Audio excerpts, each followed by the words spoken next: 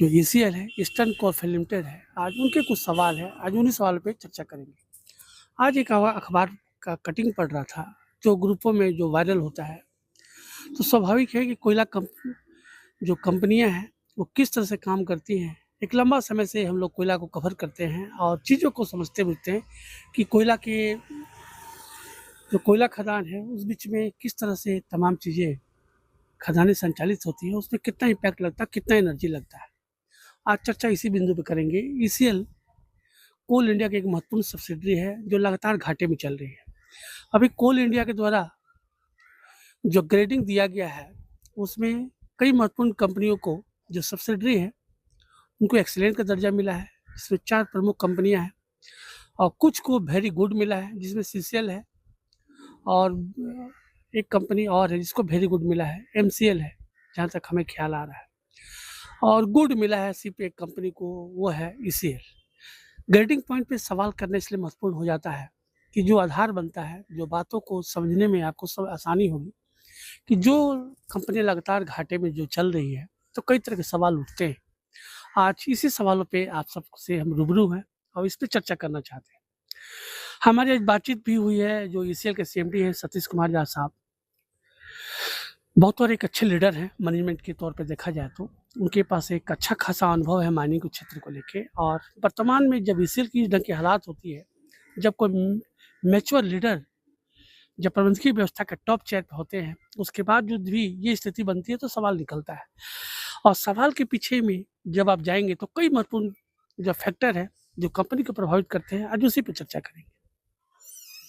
आप सभी जानते हैं कि एक लंबे समय तक पश्चिम बंगाल में जो टीएमसी है, जो ममता बनर्जी है, उनका शासन चल रहा है। 15 वर्षों तक जो शासन रहा है ममता बनर्जी का, पूरे पश्चिम बंगाल में रहा है। और ईसीएल की अगर हम लोग चर्चा करें तो 77 कुल खदानें हैं, उसमें 24 जो कोयला खदान है ओपन कास्ट हैं, जहाँ पे कि बाहरी जो क्षेत्र है वहाँ से मिट्टी और जो ओबी को हटा के कोयला खनन किया जाता है।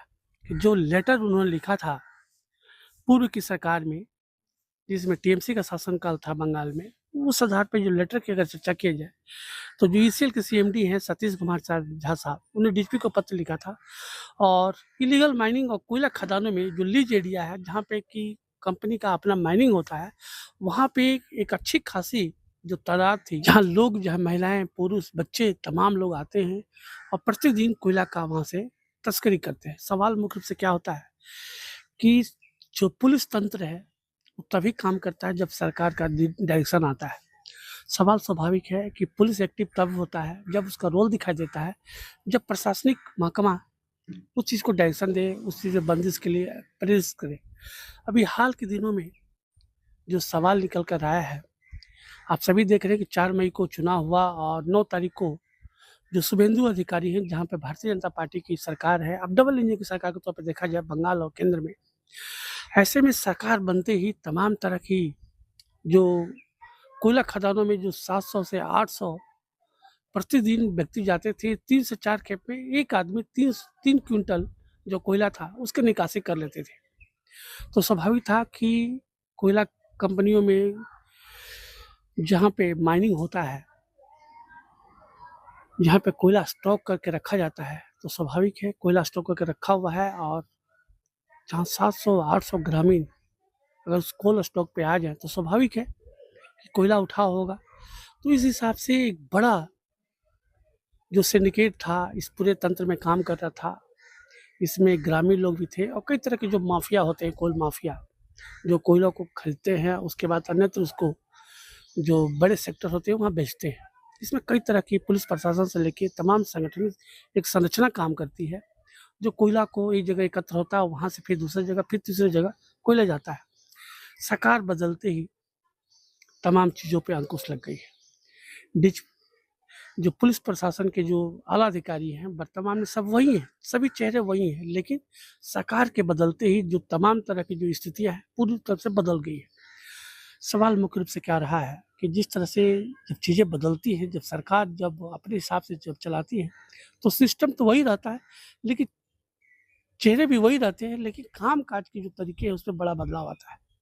हाल के दिनों में जो कोयला खदानें थी जहाँ पे तमाम तरह के जो इलीगल वर्क हो रहे थे, जो लीज एरिया है जहाँ पे कि कोल कंपनियों का अपना माइनिंग हो रहा था, वहाँ पे ये तमाम लोग जाते थे और कोयला उठाव करते थे। इस हिसाब से देखा जाए तो सालाना जो था 5,000 से ज़्यादा का जो घाटा था कोल कंपनियों को हो रहा था। प्रति महीना 1.5 करोड़ रुपया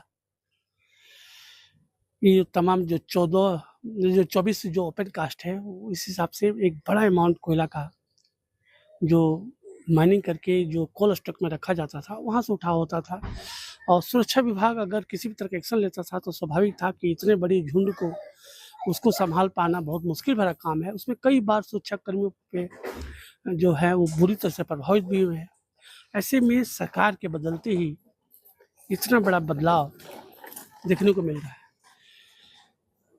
ईसीएल के जो सीएमडी हैं सतीश कुमार झा साहब, उनसे हमारी बातचीत हुई है, व्हाट्सएप कॉल के मार्फत ही बात हुआ। हम उनसे आग्रह भी किए कि सर 2 सवाल आप रखिए, लेकिन बोले कि अभी जो चीज़ें हैं वो कहीं सफ़र में जा रहे हैं, चीज़ें बदल रही हैं।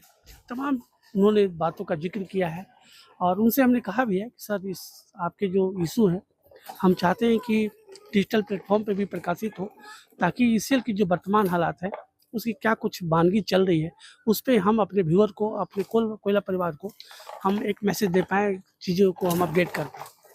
सवाल बहुत महत्वपूर्ण क्या है कि आप सभी देखिए कि ईसीएल लगातार घाटे में रही है, जिसके कारण कि उनके कोयला कामगार जो हैं, उनको सही समय पे वेतन दे पाने में भी कोल कंपनियाँ अभी असमर्थ थी। लगातार डेट पे डेट बढ़ रहा था, उससे कई तरह की जो परेशानियाँ थी, वो दिखाई दे रही थी। लेकिन अब आशा यही किया जा सकता है कि जिस तरह से बंगाल में शुभेंदु अधिकारी बीजेपी का शासन आया है, एक लंबे समय के बाद आया है, आशा यही किया जा सकता है कि जो चीज़ें हैं, उसमें बदलाव की तरफ आगे बढ़ा जाए, ताकि देश के साथ-साथ राज्य को भी एक जो नफ़ा-नुकसान की जो बातें होती हैं, उसकी भरपाई हो सके और प्रदेश का विकास। लेकिन जिस तरह से इलीगल माइनिंग हो रहा था, तो स्वाभाविक है कि कोल कंपनियाँ तो जो टारगेट तय होता है, उस हिसाब से तो कोयला कहीं डिस्पैच ही नहीं हो पा रहा था, क्योंकि कोल स्टॉक में जो कोयला है, जहाँ 700 आदमी एक बार में एक क्षेत्र पे आके 3 क्विंटल जो कोयला है, 3 से 4 खेप में ले जाते थे, तो स्वाभाविक है कि कई तरह के सवाल निकल के आते हैं। तो ईसीएल का जो लगातार जो ग्राफ था, नीचे की ओर डाउनफॉल हो रहा था, जो टारगेट मिल रहा था उससे लगातार पीछे जा रही थी। इस सवाल पे अब आशा किया जा सकता है कि सरकार के बदलने के साथ ही तमाम तरह की जो परिस्थितियाँ हैं ईसीएल के साथ भी बदल रही हैं। आप अपने कमेंट राय में अपने विचार ज़रूर दें कि क्या सरकार के बदलने से तमाम चीज़ें बदल जाएँगी या फिर इसी तरह से चलेगी? क्योंकि अभी जस्ट सरकार बना है, अभी कुछ ही दिन हो रहे हैं सरकार को जो कामकाज सँभाले हुए। ऐसे में टॉक ऑफ भारत आप तमाम जो दर्शकों से अपील करता है कि चीज़ों को समझिए, उसके बाद अपने विचार ज़रूर साझा कीजिए। अगर वीडियो आप सबको पसंद आता है, तो प्लीज़ इसको लाइक कीजिए, शेयर कीजिए और चैनल को ज़रूर सब्सक्राइब कीजिए। धन्यवाद।